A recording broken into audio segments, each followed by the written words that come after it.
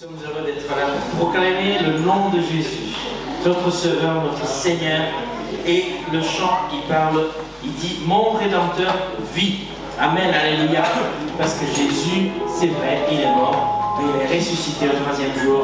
C'est notre Rédempteur, c'est notre Sauveur, c'est notre Seigneur. Et nous le célébrons ce soir. Amen.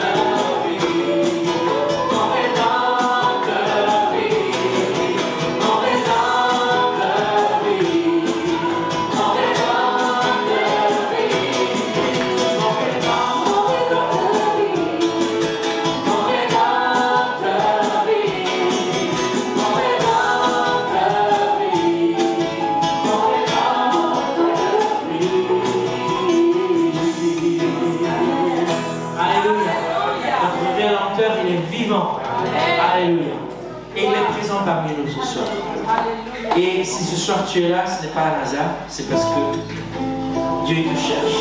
Et il veut que ce soir tu prennes une décision.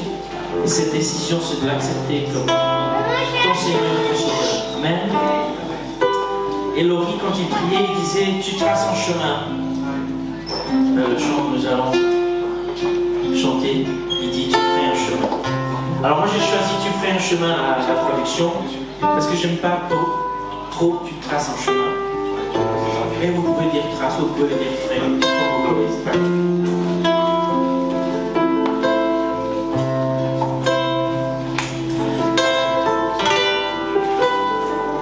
Tu es là, présent parmi nous, je t'adore,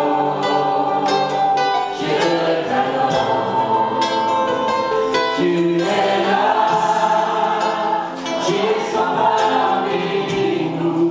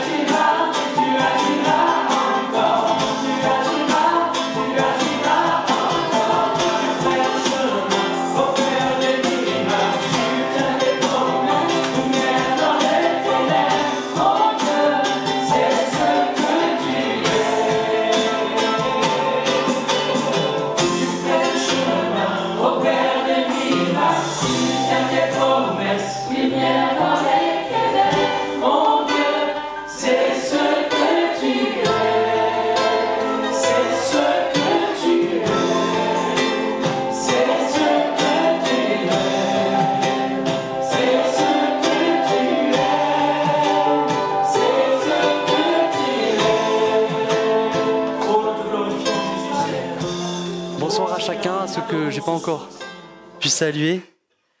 Alors j'ai pas mal de trucs devant moi, hein. Vous voyez des livres, etc. Mais vous allez comprendre où je veux en venir ce soir, pourquoi j'ai des livres, pourquoi j'ai tout ça. Ce soir, le sujet dont je vais vous parler, c'est un sujet que, en général, on aime bien éviter. Alors désolé si vous vouliez éviter certains sujets ce soir, mais on va pas pouvoir les éviter. Ce soir, je veux parler de quelque chose de très très sérieux. Je veux parler de la mort. Waouh. Je m'attendais pas à beaucoup d'engouement avec ce sujet. Mais plus précisément, je voudrais vous parler de qu'est-ce qui se passe après la mort. Qu'est-ce qui peut bien se passer? Et le titre de mon message ce soir, c'est « Au-delà de la mort ». Qu'est-ce qu'il y a au-delà de la mort? Et c'est ce qu'on va découvrir ce soir tout au long de ce message. Mais la Bible dit dans Ecclésiaste, au chapitre 7, verset 2, et je vais lire dans la Bible du second, « Mieux vaut se rendre dans une maison endeuillée que dans celle où l'on festoie, car celle-là nous rappelle quelle est la fin de tout homme, et il est bon d'y réfléchir pendant qu'on est en vie. » Qui aime aller à des enterrements? Ouais, moi ce matin j'y étais, j'ai le papa d'un voisin qui est décédé et j'avais pas trop envie d'y aller. Parce qu'on sait qu'il va y avoir de la peine, on sait qu'il va y avoir de la tristesse. Et si, quand mes voisins m'invitent à manger, ils sont sympas, j'ai plus envie d'aller manger chez eux, surtout s'ils cuisinent bien, sauf s'ils me font des plats bizarres et tout. Bon. Mais s'ils cuisinent bien et que je suis sûr qu'ils ont bien respecté la chaîne du froid, etc., ouais, je suis content d'aller chez eux. Mais s'ils me disent, non, mais l'enterrement, j'y vais pas avec le même entrain. Voilà. Faudrait être un peu bizarre quand même pour y aller avec de l'entrain à un enterrement. Qu'est-ce que nous dit le Seigneur quand il nous dit ça? Il nous dit que la question de la mort et de ce qui se passe après, ça ne doit pas être occulté. On ne doit pas faire comme si ça n'existe pas. On ne doit pas faire la politique de l'autruche. Dieu, vraiment, veut que tout le monde, tant qu'on est en vie, tant qu'on a encore le temps, il veut que tout le monde puisse y réfléchir. Que l'on soit plus âgé, mais que l'on soit jeune. Parce que la réalité, c'est que personne ne connaît le nombre de ses jours. Et la réalité, c'est que la semaine qu'on a passée, on a prié pour un enfant de 5 ans qui était entre la vie et la mort, qui a eu un accident. Le Seigneur a mis sa main. Gloire à Dieu. Mais la réalité, c'est que sa vie aurait pu s'arrêter si le Seigneur n'était pas intervenu. La question de la mort et de qu'est-ce qu'il y a après la mort, c'est une urgence pour chacun. Dieu nous demande d'y réfléchir. Pourquoi? Parce que la Bible enseigne que la mort n'est pas la fin de l'existence, ce n'est pas l'anéantissement de l'être, ce n'est pas l'annihilation. Il n'y a pas plus rien, il n'y a pas le néant. Mais la Bible dit clairement que la mort est ce passage vers l'éternité. C'est ça la perspective biblique et c'est ça qu'il y a dans le cœur de chaque homme. Il est écrit dans la Bible que Dieu a mis dans le cœur de chaque homme la pensée de l'éternité. Certains essayent de se convaincre qu'il n'y a rien, mais au fond d'eux-mêmes, face à eux-mêmes, s'ils étaient vraiment honnêtes, ils ont cette pensée de l'éternité, qu'ils le veuillent ou non. Et ce que je voudrais vous dire ce soir, c'est que le but premier de la prédication de l'évangile, ce n'est pas de vous apporter un mieux vivre ici. Alors c'est sûr, c'est agréable. On a tellement de personnes aujourd'hui qui disent avec Dieu, tu vas te réaliser, tu vas faire un tas de choses, il va faire une meilleure version de toi-même. Et merci Seigneur parce que quand on confie son destin, sa destinée dans les mains du Seigneur, il en fait quelque chose de beau. Mais ce n'est pas le but premier de l'évangile. Le but premier de l'évangile, c'est de nous préparer à rencontrer Dieu dans l'éternité. Et ça, c'est très sérieux. Être prêt est la chose la plus importante de toutes. Peu importe le business, peu importe tout ça. C'est ça le plus important. Rencontrer Dieu.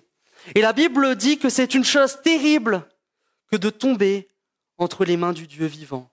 Hébreux 10, 31. Alors c'est très sérieux. Et ce soir, on va plonger nos regards dans le livre de l'Apocalypse, au chapitre 20 et 21. Apocalypse, chapitre 20. Avant d'aller plus loin, je voudrais dire que l'Apocalypse n'est pas un livre mystérieux destiné à nous donner des petits frissons. Alors je sais pas, quand j'étais plus jeune, j'étais là, et c'est vrai, des fois j'étais pas très attentif pendant les prédications, j'espère que vous le serez plus que moi quand j'étais jeune, mais je me disais, oh, je trouve le temps long, je vais lire l'Apocalypse. Et alors là, je lis l'Apocalypse et je fais, oh là là, l'Apocalypse se passe ci, il se passe là, oh mais c'est catastrophiste, c'est incroyable, et je me disais tout ça. Mais en fait, j'avais pas compris à quoi ça servait l'Apocalypse. Non, c'est pas pour avoir des petits frissons, c'est pas pour se faire peur. L'Apocalypse, c'est la vision donnée à l'apôtre Jean par Jésus et qui a pour but de lever le voile sur la fin de toute chose. Le but de l'Apocalypse, ça veut dire littéralement dévoilement. Les choses étaient cachées jusqu'à présent. Dieu avait caché à l'humanité la fin des temps. Et Dieu dévoile pour nous la fin de toute chose et par conséquent notre fin à nous. Les chapitres que nous allons voir rapidement, des extraits, ça nous dévoile plusieurs choses. Ça nous dévoile premièrement le sort du diable. Ça nous dévoile ensuite le sort de ceux qui ne se sont pas préparés, ceux qui ont négligé de se préparer pour rencontrer Dieu. Et ça nous parle enfin de ceux qui se sont préparés. Et j'espère que ce soir, chacun d'entre nous, seront prêts. Amen, j'espère. Apocalypse 20, verset 10. Le diable, qui les égarait, fut jeté dans l'étang de feu et de soufre, où sont la bête et le prétendu prophète. Et ils seront tourmentés jour et nuit au siècle des siècles. Je vis alors un grand trône blanc, et celui qui y était assis. La terre et le ciel s'enfuirent loin de lui, et l'on ne trouva plus de place pour eux. Je vis les morts, les grands et les petits, debout devant le trône. Des livres furent ouverts. Un autre livre fut aussi ouvert, le livre de vie. Les morts furent jugés conformément à leurs œuvres, d'après ce qui était écrit dans ces livres. La mer rendit les morts qu'elle contenait, la mort et le séjour des morts rendirent aussi leurs morts, et chacun fut jugé conformément à sa manière d'agir. Puis, la mort et le séjour des morts furent jetés dans l'étang de feu. L'étang de feu, c'est la seconde mort.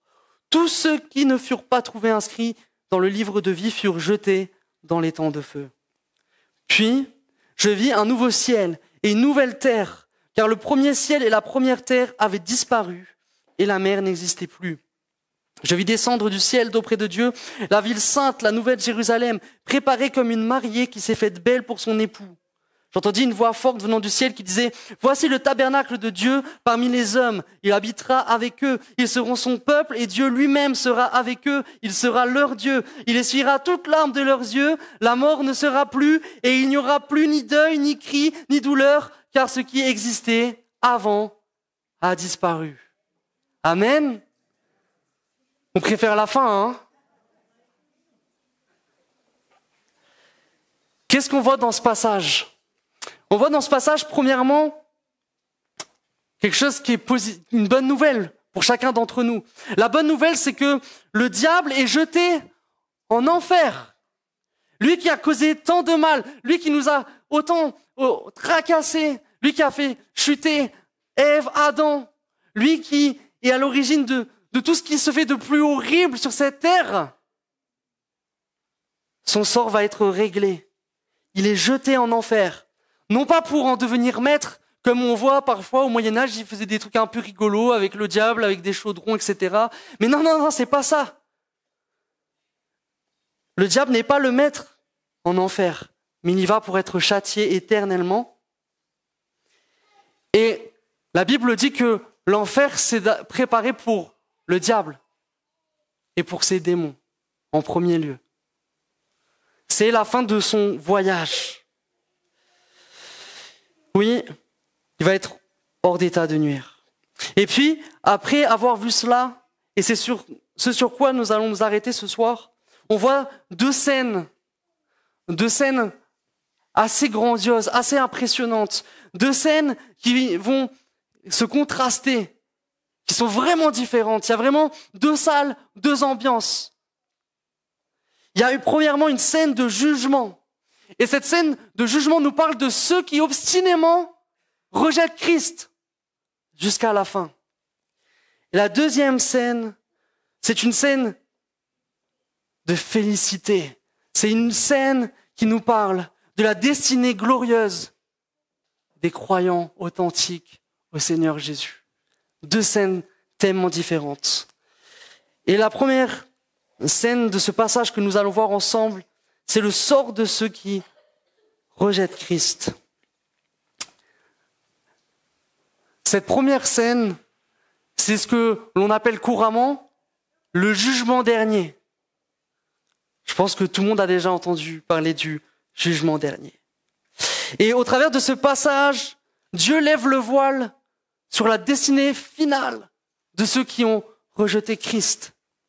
Et je voudrais faire une précision importante, peut-être pas évidente à suivre pour chacun, mais je voudrais vous dire que ce jugement final ne concerne pas les croyants, pour faire très simple. Ce jugement final concerne ceux qui sont morts. Et la Bible nous dit que les croyants auront d'abord ressuscité. La Bible le dit clairement. Donc là, il ne s'agit pas des croyants. Il y a une première résurrection pour la vie éternelle et il y a une seconde résurrection pour le jugement. Et Apocalypse 20, verset 6 dit « Heureux et saints ceux qui ont part à la première résurrection ». Ça, c'est bien, parce que la seconde mort n'a pas de pouvoir sur eux. Mais la seconde résurrection, celle des incroyants, c'est de celle-là dont on va parler. Et cette résurrection, elle est pour le jugement. Dans cette scène, il est question de celui qui est sur le trône. Et quand on voit le contexte de la Bible, on sait qui c'est. On sait que c'est précisément Jésus. On sait que c'est précisément Dieu le Fils. Et il faut comprendre une chose. Il faut comprendre que pour les croyants et pour tous ceux qui se réclament de Jésus sincèrement, tous ceux qui veulent marcher avec Jésus, il est leur avocat. Et donc, il est celui qui va plaider la cause auprès de Dieu. Il va dire, oui, là, il a encore des faiblesses. Il faut qu'il continue à avancer. Et il va plaider la cause auprès de Dieu. Et il est cet avocat qui donne sa vie même. Il est cet avocat qui va jusqu'à dire, je donne ma vie pour, entre guillemets, mon client. Vous voyez l'image. Je prends son châtiment, je prends sa condamnation. Alors moi, ça me parle beaucoup, je suis avocat, pour ceux qui ne savent pas. Mais je vois vraiment, lui, c'est ça qu'il veut être. Dans la vie de chacun, il veut être votre avocat. Et il est bien meilleur que moi. Bon, vous pouvez quand même faire confiance un peu, mais il est meilleur que moi. Il veut être l'avocat qui va plaider la cause des hommes. Mais là, il est dans un tout autre rôle, Jésus. Là, il s'assoit pour être le juge de ceux qui l'ont rejeté. Alors, par expérience, il faut pas trop énerver son juge. Parce qu'après, on peut avoir des problèmes. Mais là, ça part d'emblée mal. Parce que tu l'as déjà énervé, Jésus. Il est déjà en colère. Parce que tu as dit, je veux pas d'un avocat comme toi, j'ai pas besoin de toi. Ouais, t'as donné ta vie, mais je fais ma vie, moi. Chacun sa vie. Il est sur le trône pour être le juge de ceux qui l'ont rejeté. Jean 5, verset 22 dit, le Père ne juge personne, mais il a remis tout jugement au Fils, afin que tous honorent le Fils comme ils honorent le Père. Celui qui n'honore pas le Fils n'honore pas le Père qui l'a envoyé. est-ce que tu as honoré le Fils ou est-ce que tu ne l'as pas honoré jusqu'alors? J'ai déjà vu des juges pas très commodes.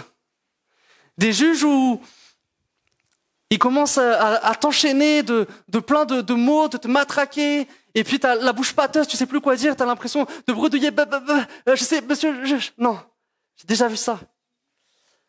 Mais Jésus, c'est pire que ça. Il nous est parlé d'un juge terrifiant, en fait. Et il nous est dit que quand il vient s'asseoir, il se passe un truc de fou. Un truc que je n'ai jamais vu. Que vous non plus. La terre et le ciel s'enfuient loin de lui et l'on ne trouva plus de place pour eux. Essaye d'imaginer la scène un instant. Jésus s'assoit sur le trône et là il y a tout qui disparaît en un instant. Et finalement, ça nous rappelle une chose que l'on voit dans la parole de Dieu, Hébreux 4, 13. Nulle créature n'est cachée devant lui, mais tout est à nu et à découvert aux yeux de celui à qui nous devons rendre compte. On ne pourra pas se cacher derrière quoi que ce soit. On sera, pour ceux en tout cas, qui seront devant lui, ils seront face à face avec Jésus, leur juge. Il n'y aura rien d'autre que eux et Jésus. Et devant Jésus, on voit qu'il va se trouver debout tous ceux qui n'ont pas eu part à la première résurrection, tous ceux qui ont rejeté Christ. Il est question des morts, qu'ils soient des grands ou des petits de ce monde. Il n'y a pas de gens en col blanc, en col bleu, je ne sais pas si vous voyez l'expression. Il n'y a pas des gens qui échappent en fait. C'est pas ton rang, c'est pas où tu te situes dans l'échelle sociale qui va jouer. Non, non, non. On est tous pareils devant le Seigneur. Tout ça, Dieu le balaye, Jésus le balaye. On est face à face, comme nus devant lui. Et ça me rappelle un passage dans la prophétie de Daniel. Donc c'est l'Ancien Testament. Daniel 7, verset 9, il dit « Pendant que je regardais, on a placé des trônes et l'Ancien des jours s'est assis. Son vêtement était aussi blanc que la neige et les cheveux de sa tête pareils à de la laine pure. Son trône était de flammes et ses roues étaient un feu dévorant. Un fleuve de feu coulait et sortait de devant lui. Des dizaines de milliers le servaient, des centaines de millions se tenaient debout devant lui.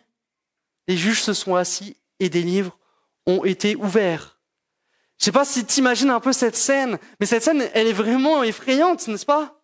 Et Daniel, quand il conclut cette vision qu'il reçoit, il dit, verset 15, « Moi, Daniel, j'eus l'esprit troublé au-dedans de moi, et les visions de ma tête m'effrayèrent. » Oui, c'est effrayant de se retrouver devant Jésus lorsqu'on l'a rejeté toute une vie durant. Alors, qu'est-ce que fait Jésus? Il nous est dit que Jésus va ouvrir des livres. Donc, il va avoir plusieurs livres. C'est pas de la pub pour les livres que je veux faire, c'est pas moi qui l'ai écrit.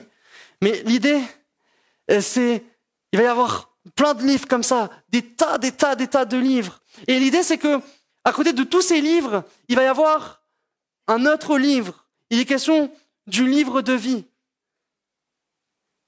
Et qu'est-ce qu'il va faire avec ces livres? La Bible dit qu'il va juger à partir de ce qui est écrit dans ces livres. C'est écrit, les morts furent jugés conformément à leurs œuvres, d'après ce qui était écrit dans ces livres. Et le verset 15 doit absolument nous alerter. Il est dit que tous ceux qui ne furent pas trouvés inscrits dans le livre de vie furent jetés dans les temps de feu. Qu'est-ce que tout cela signifie? Alors, ce que ça signifie, c'est que les premiers livres, par exemple, ça c'est les premiers livres, ça contient tout ce que les personnes ont fait dans leur vie. En fait, c'est comme un livre à ton nom. Ce serait un livre où il y a écrit, voilà, le livre de Samuel Maza. Et qu'est-ce que nous dit ce livre? Ce livre, c'est pas une biographie comme on sait les faire, où tout est joli, tout est tout rose, oui, quand on est mort, on est merveilleux, etc. Non, non, non, c'est pas ça.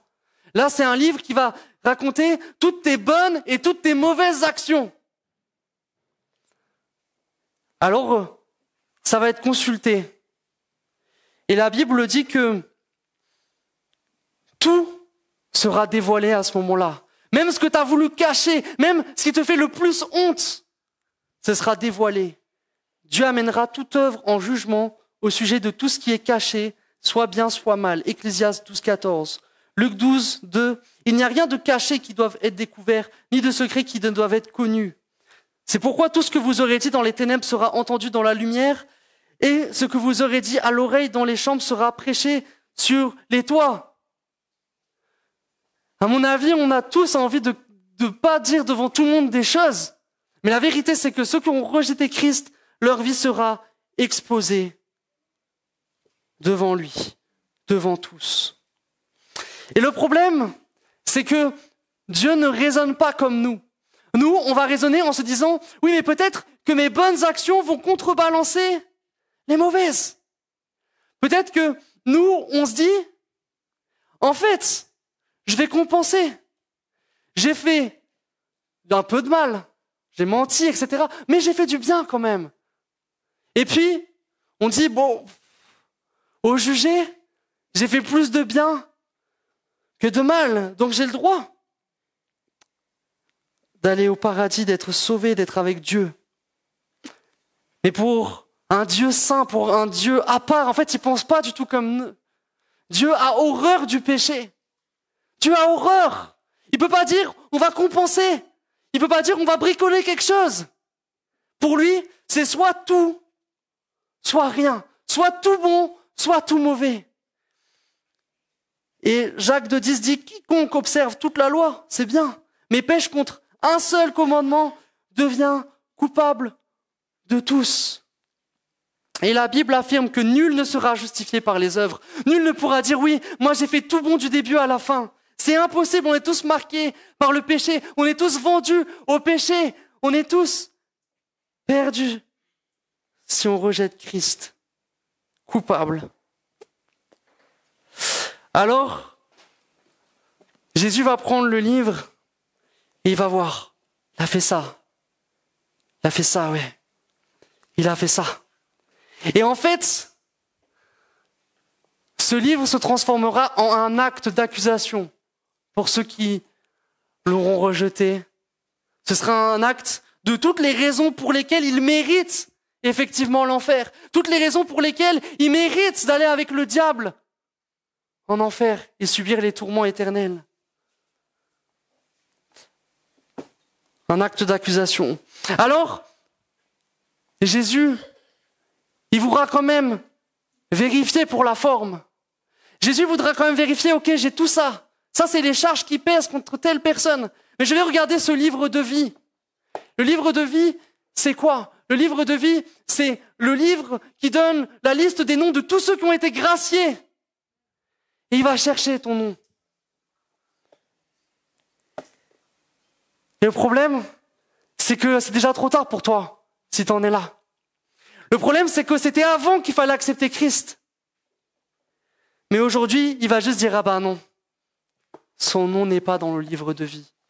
Alors, moi, le juste juge, je vais devoir juger cette personne conformément à ses œuvres, conformément à ce qui est écrit dans ce livre.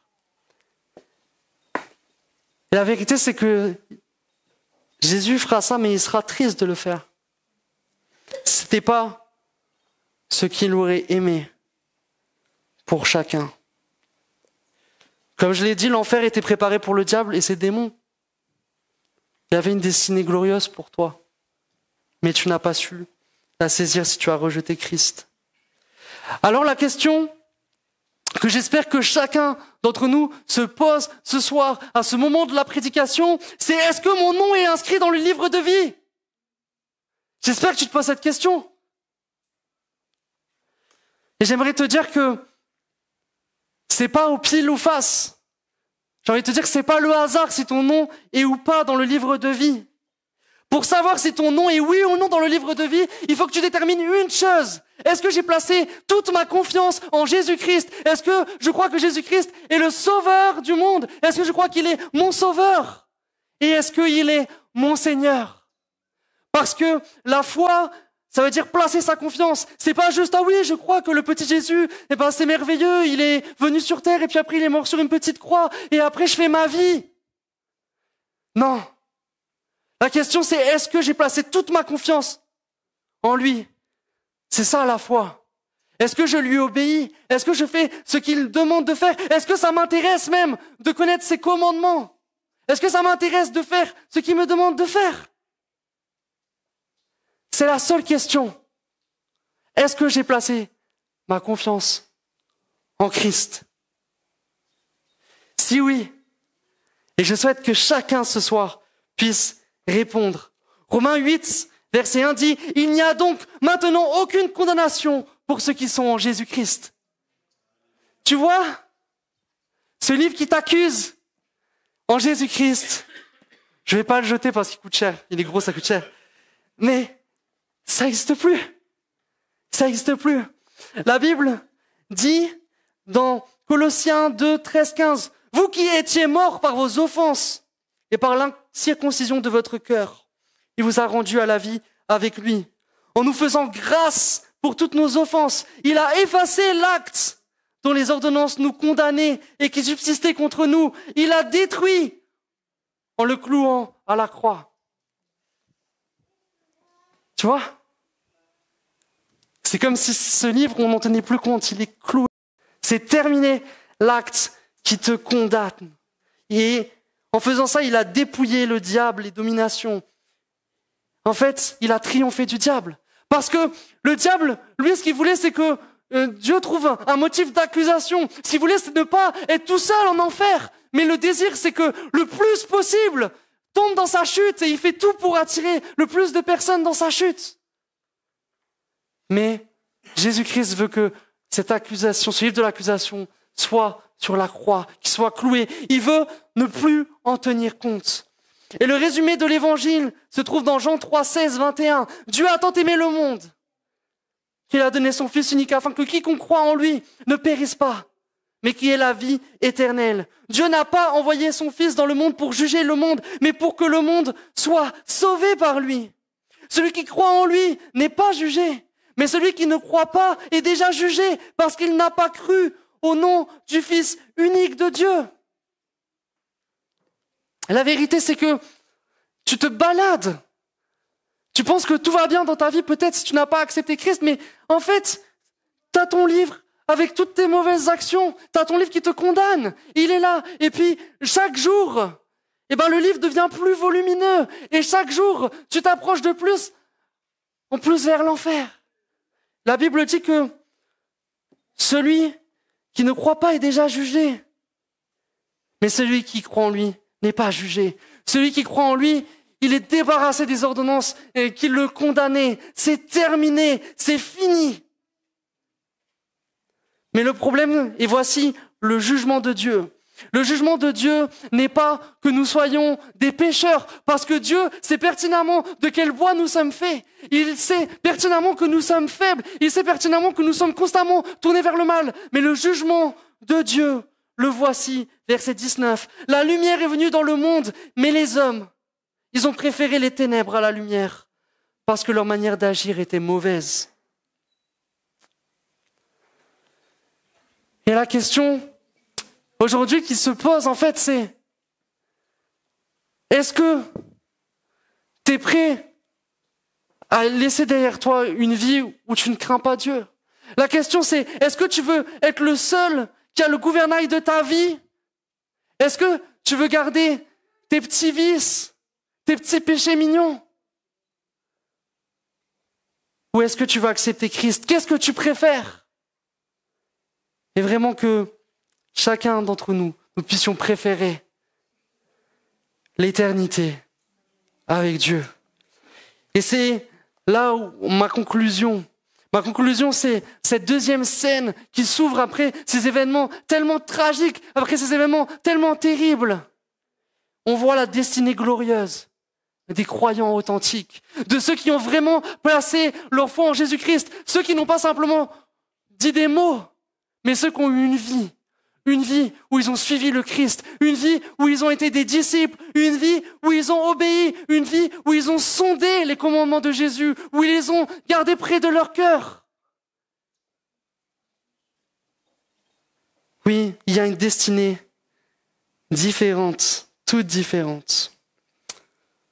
Je vis un nouveau ciel, une nouvelle terre. Car le premier ciel, la première terre qui avait disparu et la mer n'existait plus. Tout va être nouveau. Tout va être tellement merveilleux pour ceux qui ont accepté Jésus-Christ. C'est la vie éternelle qui commence. Pas la mort éternelle, pas la condamnation éternelle, mais la vraie vie. Et il y a des promesses tellement merveilleuses pour ceux qui auront fait ce choix de suivre Christ. Dieu habitera avec eux. Il essuiera toute larme de leurs yeux. La mort ne sera plus. Il n'y aura plus ni de deuil, plus d'enterrement. Seigneur, ni cri, ni douleur. Car ce qui existait avant, c'est-à-dire ce qui avait été marqué par le péché, par la chute de l'homme, a disparu.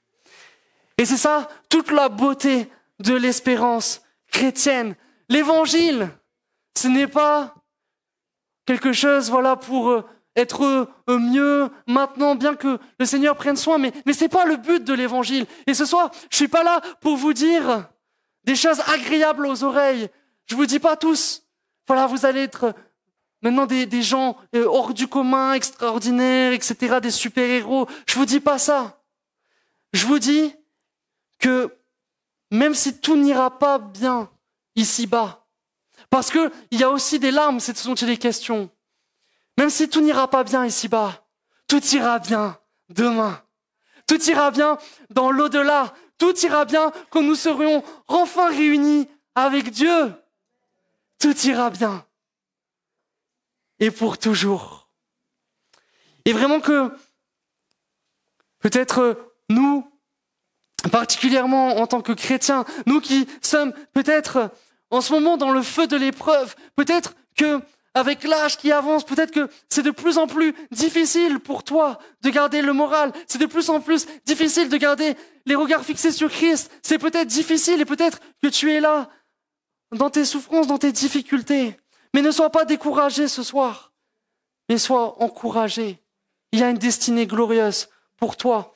Il faut que nous ayons constamment cette pensée de l'éternité. Et plus nous nous rapprochons du seuil de la mort, plus la pensée de l'éternité doit être forte en nous. Plus nous devons nous dire, oui, je suis presque, encore un peu de temps. Et ce qui est merveilleux avec le Seigneur, c'est que même si c'est au seuil de la mort que tu décides de suivre Christ, c'est OK. Christ dit qu'il y aura le même salaire pour l'ouvrier de la dernière heure que celui de la première. Mais l'important, c'est de se tourner vers Christ. Pense à l'éternité. Pense à l'éternité. N'envie pas les pécheurs. Ne te dis pas que ce serait tellement plus simple si tu pouvais pécher. Mais n'envie pas, mais pense à la destinée glorieuse. Proverbe 23, 17, 18 dit que ton cœur n'envie point les pécheurs, mais qu'il ait toujours la crainte de l'Éternel, car il est un avenir, et ton espérance, elle ne sera pas anéantie. Alors avance. 1 Corinthiens 15, 19 dit, si c'est dans cette vie seulement que nous espérons en Christ, nous sommes les plus malheureux de tous les hommes. Mais nous désirons, la Bible dit, une patrie céleste. Nous désirons quelque chose de meilleur. Et l'éternité, c'est plus long que la vie terrestre. Alors ma conclusion de ce message, c'est toi qui es fatigué ce soir peut-être dans ta vie chrétienne, tiens bon, tu tiens le bon bout. Ça vaut le coup d'avoir misé sur Christ, ça vaut le coup. Et dans l'éternité, tu te rendras compte que en fait, toutes tes épreuves, toutes tes difficultés, c'était un souffle, que c'était une rosée qui vient et qui disparaît. Tiens bon, et encore tiens bon. Apocalypse 3,5 dit, celui qui vaincra sera revêtu de vêtements blancs. Je n'effacerai point son nom du livre de vie. il y sera toujours ton nom, si tu tiens jusqu'au bout. Et je confesserai son nom devant mon Père et devant ses anges. Tu auras même droit à la louange de Jésus qui dira oui, il a tenu jusqu'au bout. Oui, c'était pas facile, mais il l'a fait. Amen. Et je voudrais parler à toi maintenant qui n'a pas encore accepté Jésus-Christ comme sauveur et comme Seigneur. Je voudrais te dire ce soir, ne remets pas à demain. Bien souvent, Jésus dit que celui qui a des oreilles pour entendre, entende. Ne remets pas à demain. Tu sais pas si tu seras emporté par une crise cardiaque, tu sais pas du tout, tu sais pas ce qui va se passer dans 1 minute. T'en sais rien. Ne remets pas à plus tard. Apocalypse 20, pour conclure, dit « Écris cela car ces paroles sont dignes de confiance et vraies. » C'est la vérité dont je t'ai parlé ce soir. C'est la vérité. Celui qui a soif, Jésus dit « Je donnerai à boire gratuitement de la source de l'eau de la vie. » Oui, la vie éternelle, elle est à disposition ce soir. Ton nom inscrit dans le livre de vie, c'est à disposition ce soir. Il y a un héritage pour toi. Mais il conclut en disant que ceux qui auront été incrédules, leur part sera dans les temps ardents de feu et de soufre. Et c'est la seconde mort. Et vraiment, je t'en conjure, je te supplie, au nom du Seigneur ce soir, sois réconcilié avec Dieu. Je t'en supplie. Ne va pas choisir cette mort. Ne va pas choisir le tourment éternel qui était réservé au diable et à ses démons. Ne choisis pas ça. Mais choisis la vie ce soir. Et je vous invite à courber nos têtes, à fermer nos yeux maintenant. Et je voudrais simplement faire un appel. S'il y a une personne ce soir qui prend conscience de cette réalité, s'il y a une personne ce soir qui se dit oui, je crois à cette parole, s'il y a une personne qui dit je veux pas que le Seigneur Jésus entre en condamnation, mais je veux être gracié. S'il y a une personne qui dit je veux, oui, bénéficier de la croix, oui, je veux bénéficier de cette grâce imméritée, je mérite rien, je suis pécheur, je veux en bénéficier. Alors ce soir, lève ta main tout simplement. Le Seigneur te voit et je vais prier pour toi, pour que le Seigneur vienne toucher ta vie, pour que le Seigneur vienne ancrer une conviction profonde dans ton cœur. Je vais prier pour que tu aies l'assurance du salut ce soir. Est-ce qu'il y a une personne ce soir qui veut recevoir la grâce de Dieu? Alors lève ta main et je vais prier.